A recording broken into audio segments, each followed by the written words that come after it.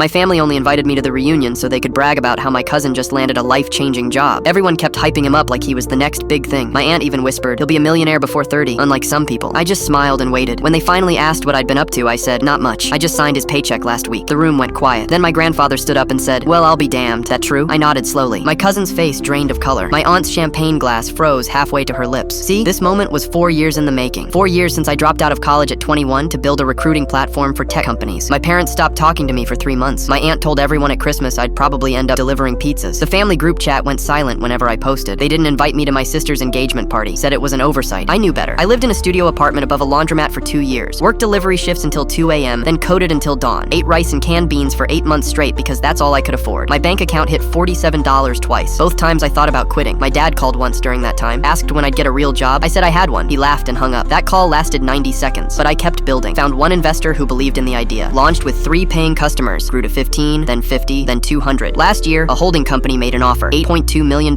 I took it. Stayed on as VP of Talent Acquisition. Got a seat on the acquisition committee. My first year's salary was more than my dad made in 5. 3 months ago, we bought a fintech startup called Nexura. I was reviewing the employee database when I saw his name. My cousin, the golden child. The one with the business degree and the internships and the LinkedIn posts about grinding. He worked in their sales department, made $68,000 a year. Reported to a manager who reported to a director who reported to me. I could have reached out, could have said something. I didn't. I waited. Then came the reunion invitation. My mom texted, please come, everyone wants to see you. I knew what that meant. Another performance. Another chance to be the cautionary tale while someone else got applause. But something made me say yes. Maybe curiosity. Maybe I just wanted to see their faces. I showed up in jeans and a plain shirt. My cousin was wearing a suit, holding court in the backyard, talking about stock options like he invented them. My aunt kept touching his shoulder, beaming, telling anyone who'd listen about his brilliant career move, how he'd been headhunted, how the CEO personally wanted him on the team, how he'd be running his own division within 2 years. Then she saw me. Her smile tightened. Oh, you actually came. She air-kissed my cheek. You know, it's never too late to go back to school. Finish what you started. My friend's son did that at 30. I just smiled. My grandfather called everyone to attention, raised his glass. Let's hear about this fancy new job. My cousin stood up, talked for 10 minutes about disrupting fintech and his equity package and the company vision. People clapped. My aunt literally wiped tears, kept saying how proud she was. Then my grandfather turned to me. And you? What have you been up to, son? The pity in his voice was thick, like he was asking a child what they wanted to be when they grew up. I set down my drink. Not much. Just signed his paycheck last week. Silence. Pure, beautiful silence. My cousin blinked. What? Nexura, I said calmly. We acquired it in August. I'm on the executive team. You're in sales, which means technically I'm your boss's boss's boss. My aunt's face went from proud to pale in 3 seconds. That's not, he doesn't report to you directly. No, I agreed. He reports to someone who reports to someone who reports to me. But I did approve his division's Q4 budget last month. Nice work on those numbers, by the way. My cousin sat down hard. My sister stared at her plate. My dad's fork clattered down. And my grandfather, this 80-year-old man who'd barely said 2 words to me in 3 years, walked over and put his weathered hand on my shoulder. He looked directly at my aunt, let the moment breathe, then said the words I'll never forget. Seems like the disappointment's the only one who showed up.